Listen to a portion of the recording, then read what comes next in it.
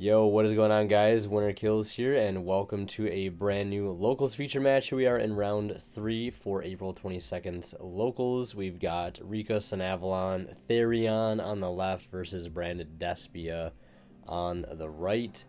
And I actually will be posting my friend Adam's Rikka Sunavalon deck profile.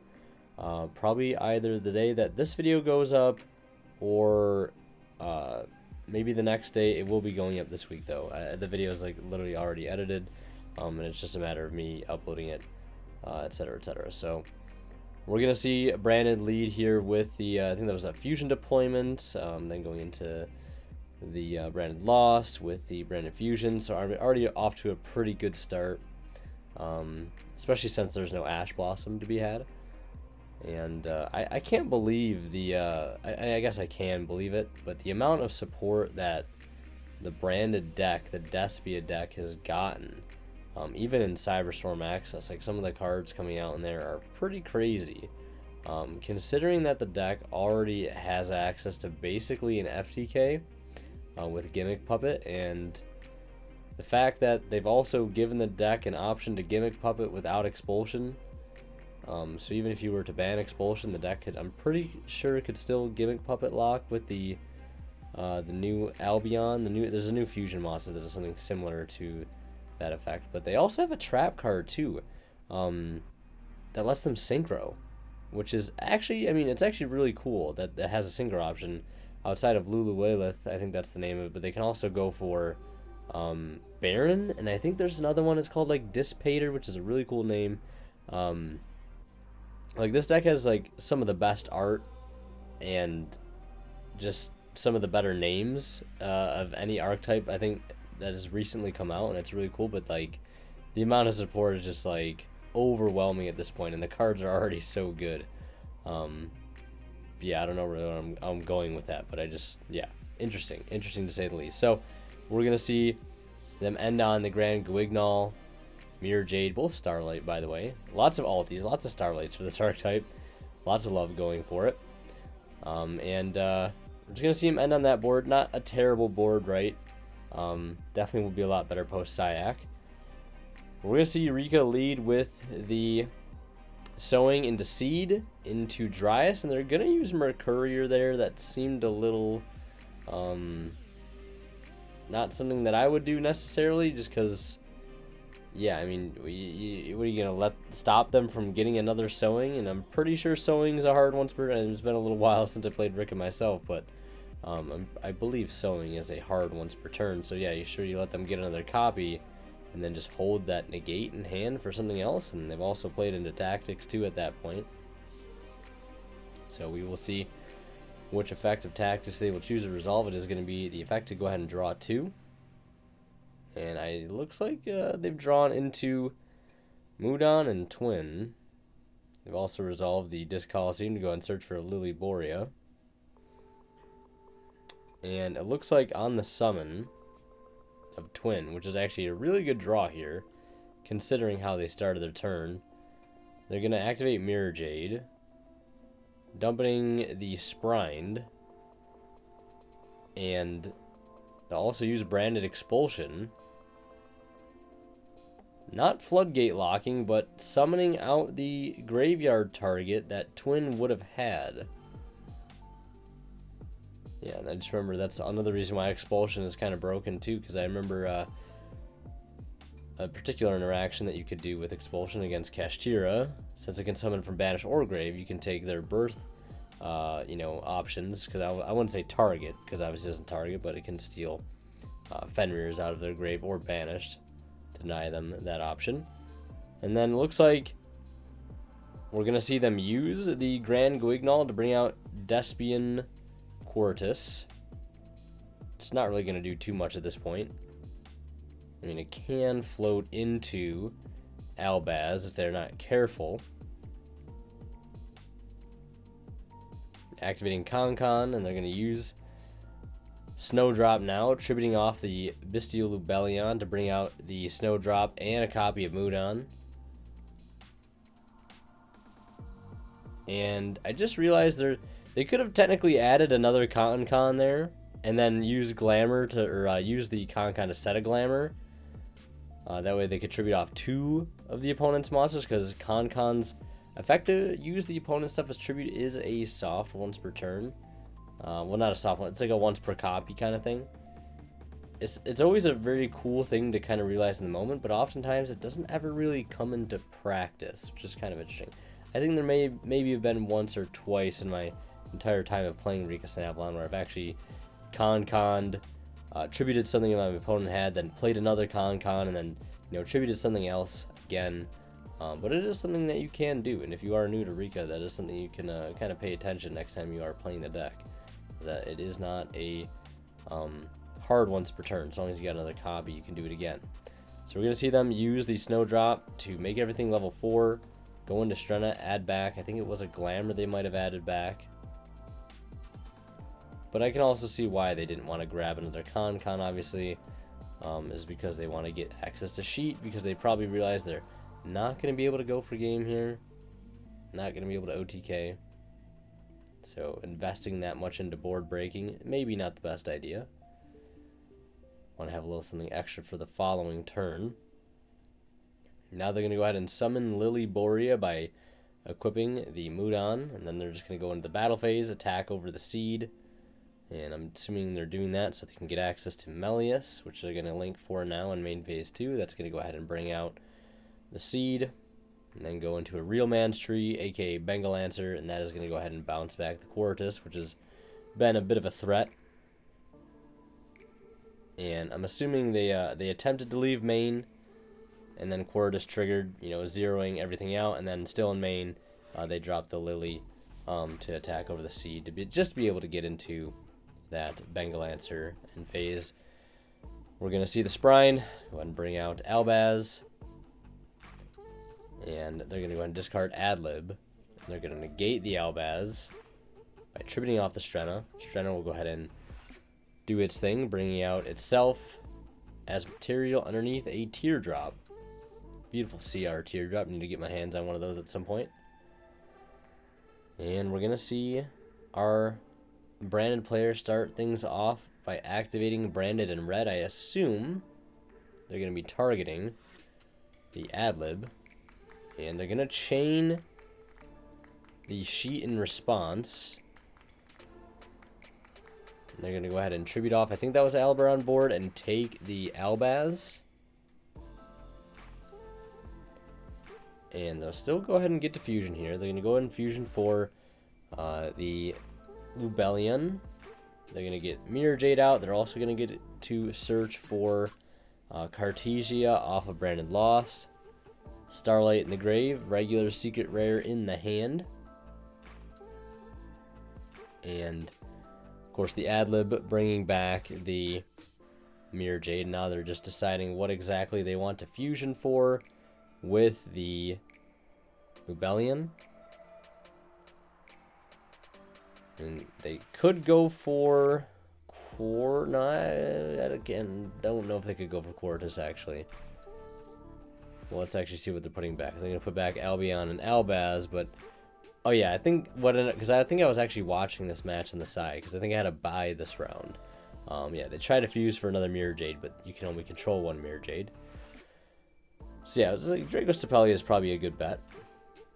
And they're going to go ahead and use Mirror Jade on the summon, so they cannot respond with Teardrop because of Lost. So they'll be able to get to banish the Teardrop for free, and then they're going to summon out Bestial Lubellion by setting off the Fusion Lubellion. Free 2500 beater. And I just also realized they could do a level 12 synchro there too, because Lubellion is also a level 8. I just think the only reason I bring that up is because it's cool that they have a level 12 synchro, and it's a generic level 12 synchro too. It just requires a level 4 tuner, which obviously means you're gonna have to have a level 8 non-tuner. So they're just gonna go into the battle phase here, clean up the board. The Bengal Lancer will be protected one time in battle by the Sowing in the graveyard. And then phase, they're going to go ahead and reset. Branded in red, which is just so much more potent when you have Ad Libitum engraved. And they're going to get to set one also in the end phase off of an Albion. and add back Cartesia. Looks like they reset opening, or well, set an opening from deck. So much end phase recursion, it's insane. Like, so much end phase recursion. You're getting back Cartesia. You're setting off of Albion. You're getting cards off of, what is it, you know, Sprine. Other things, right? Like, so many end phase effects. It's actually kind of crazy. So, now we're going to see Glamour activate, and that is going to go ahead and tribute off the Cartesia. And they're going to go ahead to get to search 2 plants. A Rikka, and then another plant matching the same level with a different name. It's going to be the Seed, the Sunseed Genius Loci. And on resolution, we're going to see them activate branded in red. It's going to go ahead and target. I think that might have been an Albaz in the grave, or can't really see. That was kind of a quick action there. Looks like Alibur, Bestial Rebellion, one of the cards. They're going to go for the Guardian Chimera. And they'll get to search the Shrouded Dragon off of the Lost. And they're going to go ahead and pop Con and get to draw some cards. That seemed like it maybe was a little too early there on the branded in red play. I mean, they've already, you know, got as much value out of Con as they were really going to get, since they already were able to tribute off the Cartesia for the free. Yeah, I don't know. That seemed like maybe a little too early there for the branded in red, but I'm going to go ahead and normal summon Seedling, get to Dryas, and not search Sowing there. Maybe they don't have the other copy. No, they definitely have the other copy. This is game 1. Not sure. Maybe they forgot, or it's already engraved and I missed something. But they're going to link it to Despia, and Despia unfortunately misses on that effect. Not finding any plants. We're going to bring out Bengal Lancer using its graveyard effect, and unfortunately having to tribute off there for a Mudon. And they're going to go ahead and grab Con. And they're going to activate Con. And now they can use the graveyard. Well, not the graveyard effect, but the effect of Despia to target something in the grave to copy, make what it points to, copy the level of that monster they target. So they're going to go ahead and target level 4 in grave. They're both going to become level 4. They're going to go into Strena Detach to add back that sheet in the graveyard. And this maybe could be one of those rare situations where Con is, you know, a second copy has been activated this turn. They could tribute an opponent's monster again, but they don't have any way to do that, really. And so that's where, you know, it's one of those things that you technically could do, but in practice, it just never ends up coming out. Which is just weird, because it sounds really good, but it just never really comes into play. So we're going to see him normal summon Albaz here. And then, looks like not using Albaz effect, and then using branded opening to go ahead and bring out Aluber, and then that's going to grab branded in white, then activating Mirror Jade, and Mirror Jade is going to go ahead and get negated and tributed by Princess. This Despia board just keeps building and building, a lot of pressure being applied.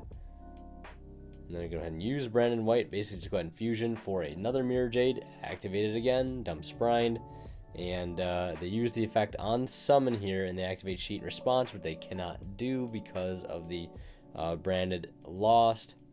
And I think the branded player realizes this right there, and he's like, oh yeah, you're right, my bad. Yeah, but they also realize that they're just not winning that game right there, to be totally honest. So they are into a game to a situation where we will see the Rikka deck go first. We'll see what kind of board they can go ahead and put up. Of course, the boards, though, with the Rikka deck do change greatly post games 1 and 2. Mainly, you know, depending on what kind of board breakers are in the format. Do we want to play around Lightning Storm? Do we want to play around evenly matched? Well, not so much Lightning Storm, but mainly just evenly matched. And also, you could argue in this matchup we're trying to play around things like Super Polymerization, other matchups, maybe Lava Golem, etc., etc. So we're just going to end on a very, very simple board in games 2 or 3, going for the Strena, getting the access to the Con setting sheet and passing turn. So now if we get even lead, we keep the Strena. We have the Princess engraved with the Strena. That's 2 interruptions. We are safe from Super Poly. And yeah, doing a pretty good job there at, you know, trying to play around as best they can some of those really high impact potential board breakers. And Cartesia and Alibur hitting the field. They're going to attempt to use the effect of Alibur. It's going to get negated by tributing Cartesia. Lose a lot of steam there off of that. And they're going to set one and attempt to pass. End phase, Petal coming back. One thing I was thinking maybe they could have done there, because they did have Super Poly in hand.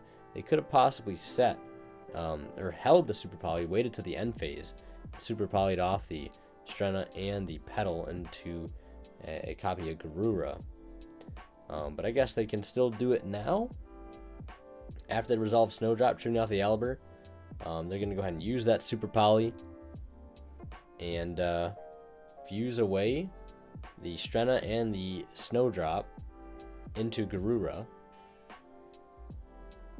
And I guess they are also technically playing around Dark Ruler right there by just ending on Strenna, which doesn't do anything on field right off the rip. So playing around quite a few things there. They're going to go ahead and link into Dryas, grab Sowing, activate Sowing, no response. That's going to bring out Twin, and Twin will bring out Seed, and Dryas will bring out Thrasher. I know some builds don't play Thrasher, but I've always enjoyed Thrasher in any build of Rikka Sunavalon that I've played, because having access to a one-card OTK line in some scenarios, I feel like is almost just as important as having a second healer for time reasons. I know I've never really felt like I've gone into time that much with Rikka. I feel like the OTK line has come up a bit more. So we're going to see him use Jasmine, Tribute to bring out Lonefire. Lonefire tributes to bring out another. Looks like a Princess. And then they go ahead into the Melius. Melius brings out Seed into Bengal Lancer. And they're going to attempt to activate Nibiru here. They're going to negate it. And they're going to go ahead and tribute. Thinking on what they want to tribute for the Princess negate. They're going to tribute Bengal Lancer. And Bengal Lancer will still bounce the Garura, and that's another tribute for the Teardrop. So it's gaining, I think, 600 attack now from tributes. And they're going to use Thrust here. And that's going to set a copy of a pointer of the Red Lotus. And they're just going to go ahead and bring out Lily Borea here. And we'll go ahead and get rid of the Lonefire. Add Disc Coliseum for follow-up. And swing in with everything, leaving them at 22 and passing on that. And they draw Branded Fusion for turn, which is one hell of a top deck, but not when we've already set a pointer of the Red Lotus, which is kind of crazy. Really insane thrust target there, not only in theory, but in practice, as we just saw. So we're into a game 3, and it's a long match. They ended up drawing. They wanted to see what their opening hands were, just to see how it would have played out had they had a little more time to play out that game 3. But either way, a big thank you goes to our current Divine level channel members who are Misfit, HJ8 Cyber, Cadillac, 84, Pony Stark, and Green. Thank you guys so much as always for your very kind and extremely generous support of the channel.